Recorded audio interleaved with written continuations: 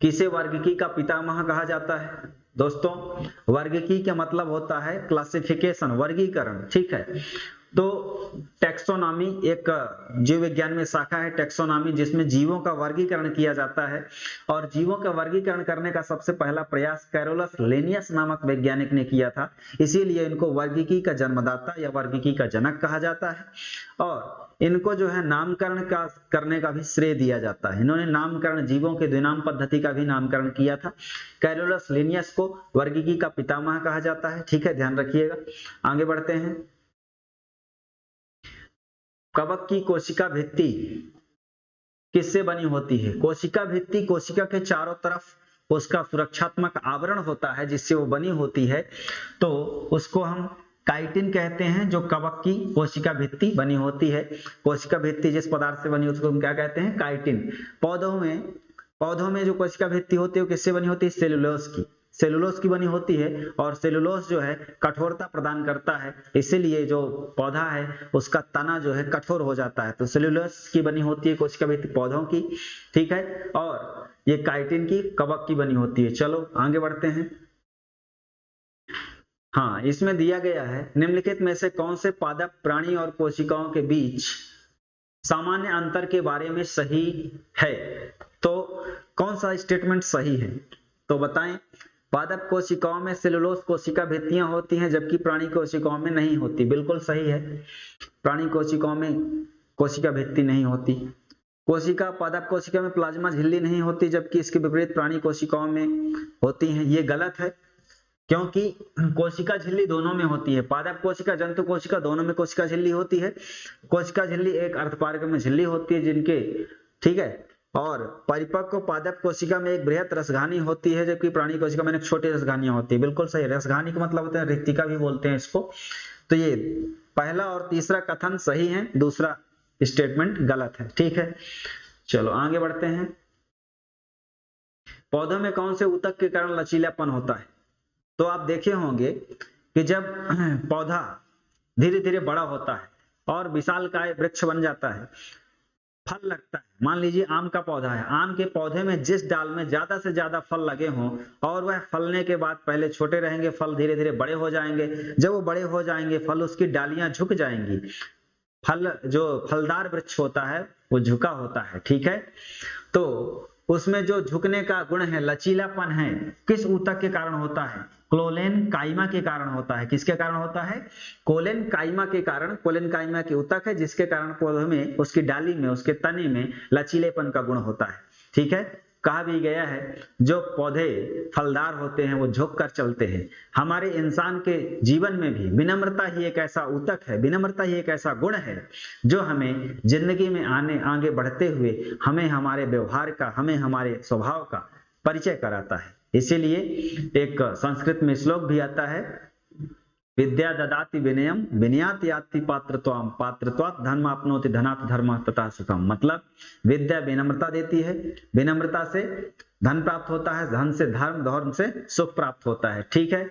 चलो इसके बाद आगे बढ़ते हैं हम नेक्स्ट प्रश्न में।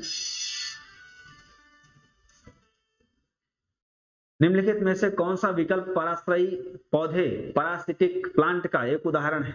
तो दोस्तों इसका सीधा आंसर हो जाएगा, कौन सा पौधा पैरासिटिक प्लांट का उदाहरण है?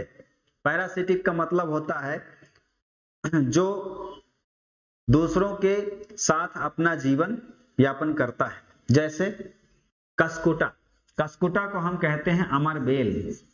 क्या कहते हैं? अमरबेल कहते हैं। यह जो है किसी भी पौधे के साथ जब रहता है उस पर अपना जीवन यापन व्यतीत करता है। मान लीजिए किसी पौधे में यह अमरबेल यहां से इसमें फैला हुआ है, तो उसके तने से इसके जो छोटे छोटे तंतु होते हैं वो उससे रस चूसते हैं और अपना भोजन बनाता है। ये इसमें पत्तियां नहीं होती बहुत बारीक होती हैं। इसको अमरबेल कहते हैं। जिस पौधे में होता है उसको क्षरण कर देता है, यानी उसका पोषण ग्रहण कर लेता है, वह पौधा कुपोषित हो सकता है। कसकुटा इसको कहते हैं, अमरबेल है। और यह पराश्रयी होता है, दूसरे पर आश्रित होता है, ठीक है। चलो आगे बढ़ते हैं।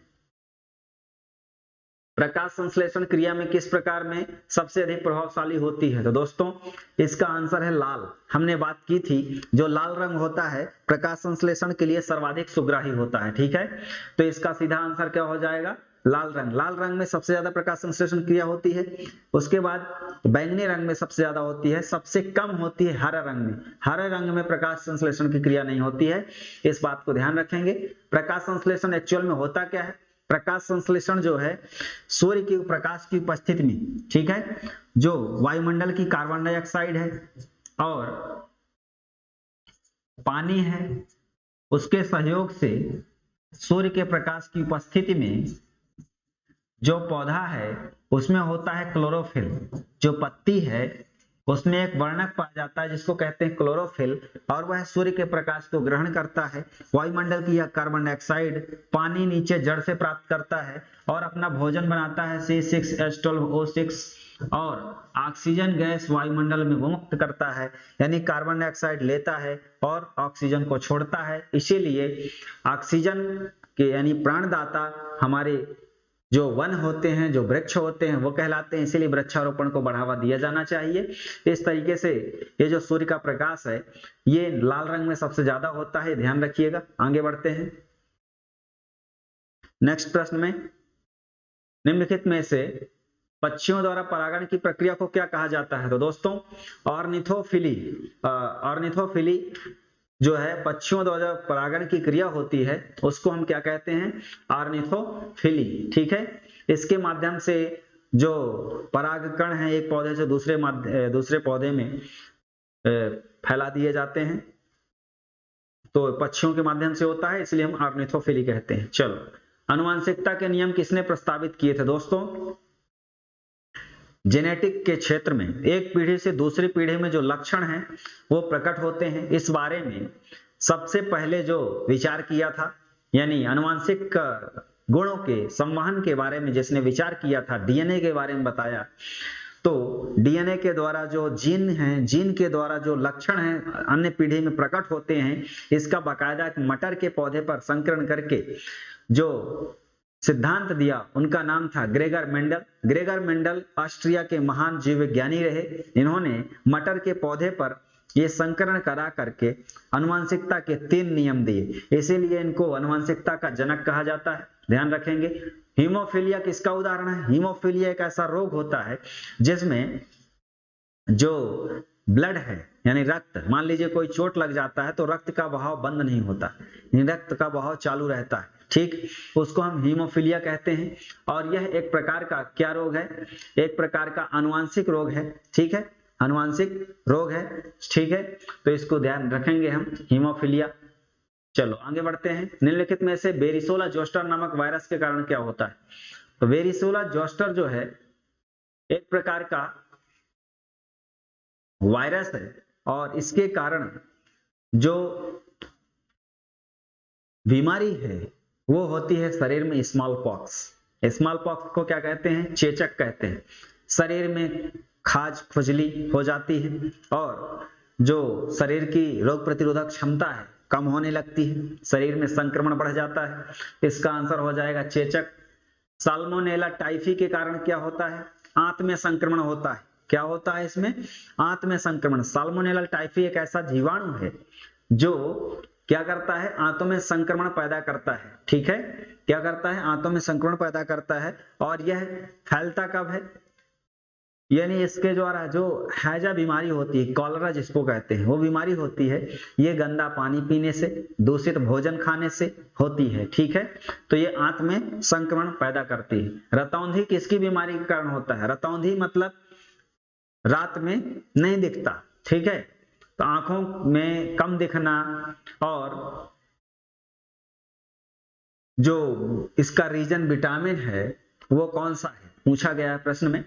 इसका आंसर हो जाएगा विटामिन ए। विटामिन ए बहुत सारे फलदार चीजों में होता है, जैसे पपीता।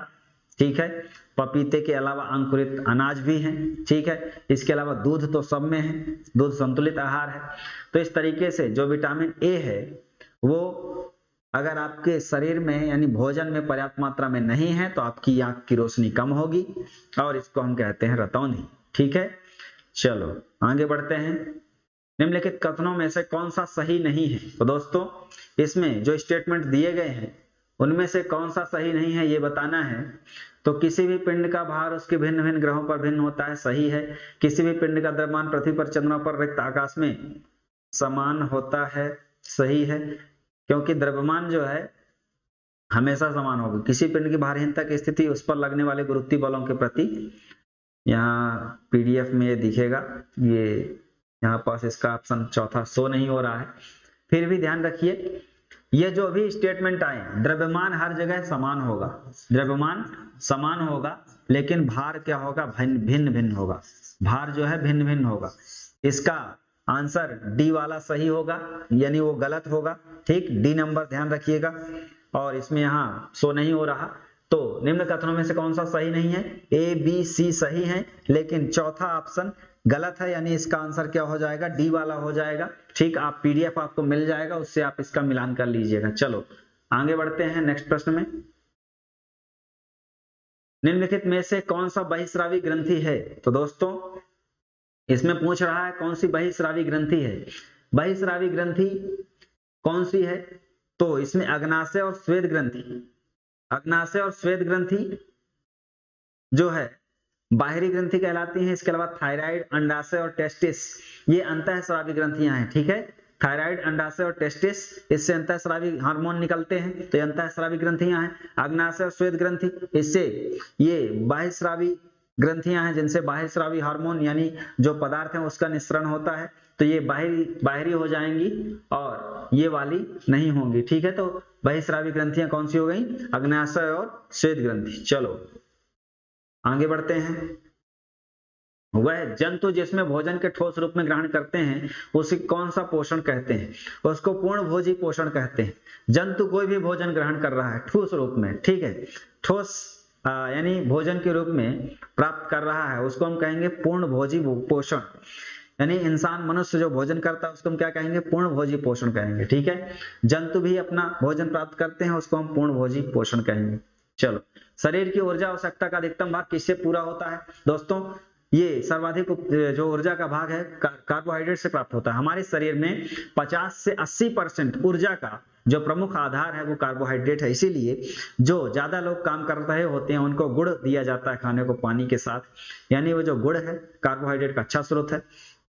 जो गेहूं है, उसकी रोटी है, मक्का है, ये अच्छे कार्बोहाइड्रेट के स्रोत है। इसलिए भारत सरकार ने मिलेट यानी बाजरा को, ठीक है, बाजरे को बढ़ावा देने के लिए जो सरकार है प्रयत्नशील है, और बाजरे का जो उत्पादन है उसको करके हमारे जो पोषण है उसको बढ़ावा दिया जा सकता है। मोटा अनाज है वो।